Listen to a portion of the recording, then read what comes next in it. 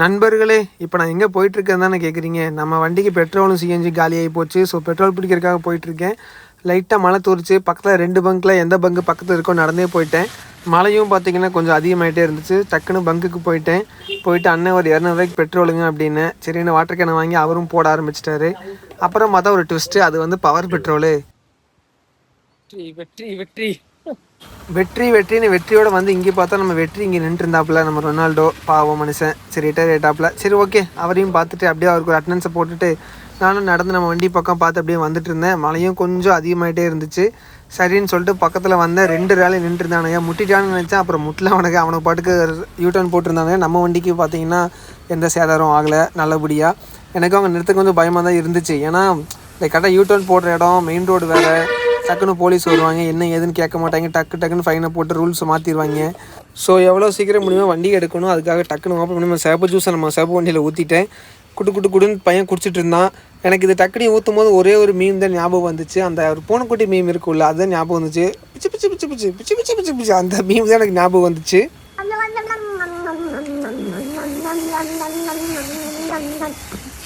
தம்பியும் ஃபுல்லாக குடிச்சிட்டான். பட் இருந்தாலும் நமக்கு வந்து அது 2-3 சொட்டு மிச்சம் இருந்தது. அது உள்ளே எப்படியாவது புகை வைக்கணும்னு பார்க்குறேன், உள்ளேயே போக மாட்டேங்குது.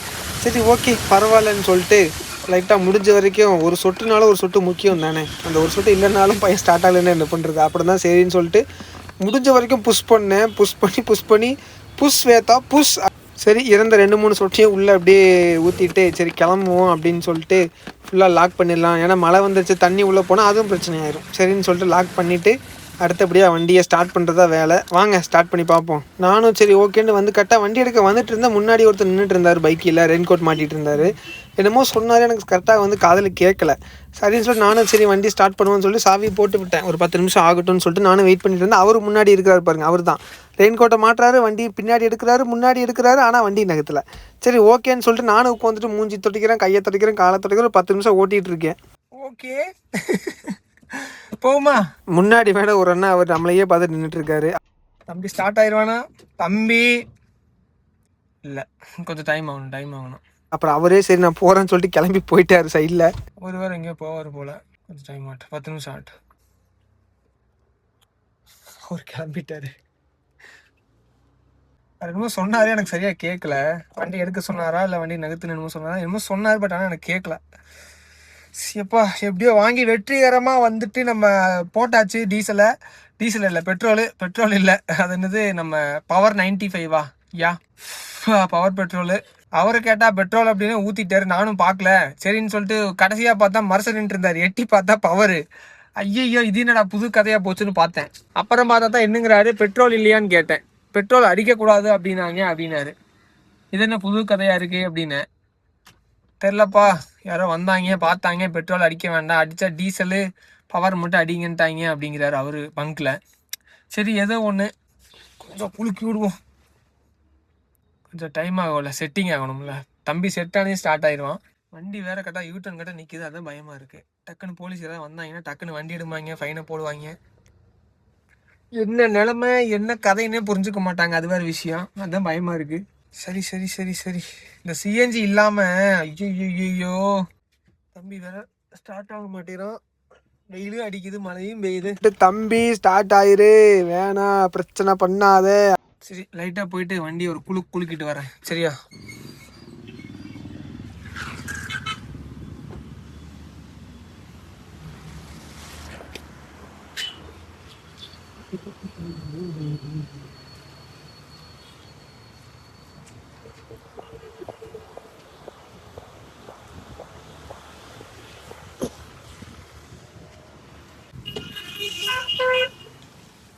ஊற்றின பெட்ரோல் இன்ஜினுக்குள்ளேயே போயிருக்குமான்னு தெரியல. மறுபடியும் போய் 2 லிட்டர் வாங்கிட்டு வந்து ஊற்ற வேண்டியதான், வேறு வழி இல்லை.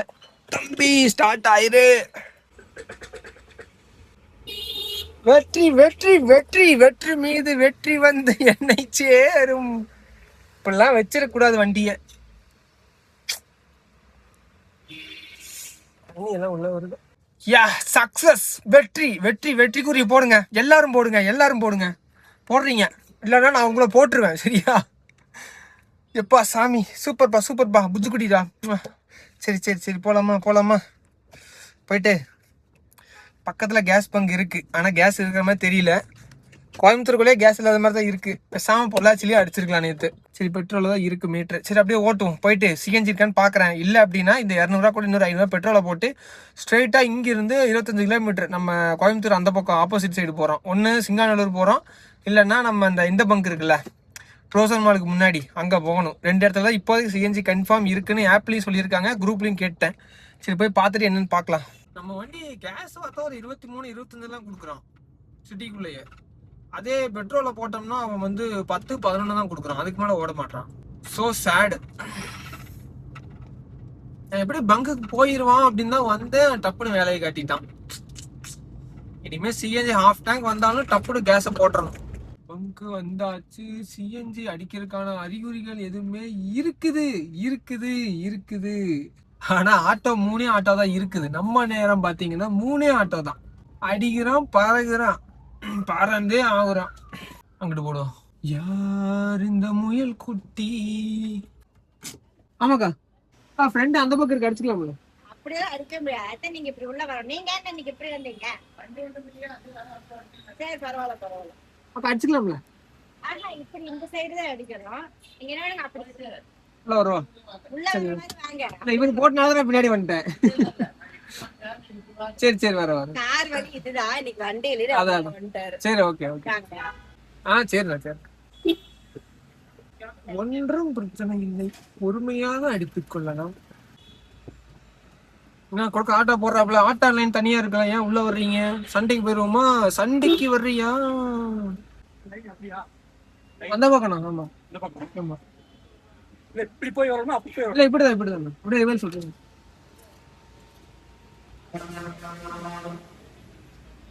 அண்ணா கொஞ்சம் ஒட்டி போடுறீங்களா? அண்ணா கொஞ்சம் ஒட்டி போடுறீங்களா? அவ்வளோ வைக்கிறேன்.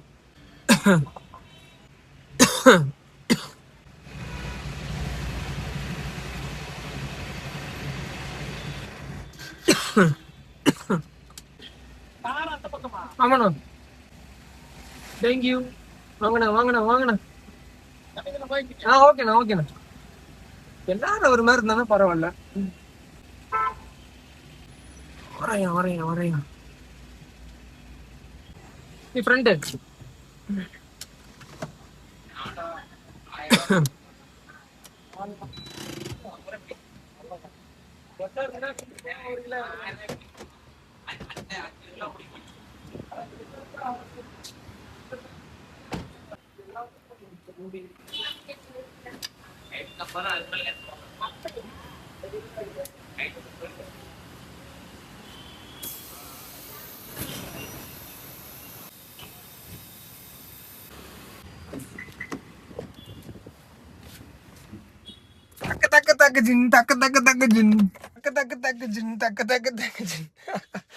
கண்ணோடு காண்பதெல்லாம் இறைவா, கண்மணிக்கு சொந்தமில்லை.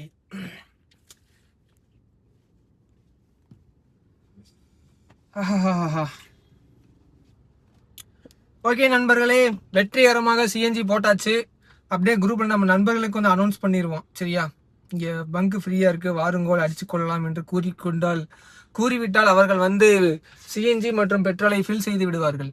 ஆகையால் ஓகே, இன்னொரு வீடியோவில் சந்திக்கலாம். அதுவரை உங்களிடமிருந்து விடைபெறுவது mister Yogeshkumar from red taxi, Coimbatore, Tamil Nadu. Okay.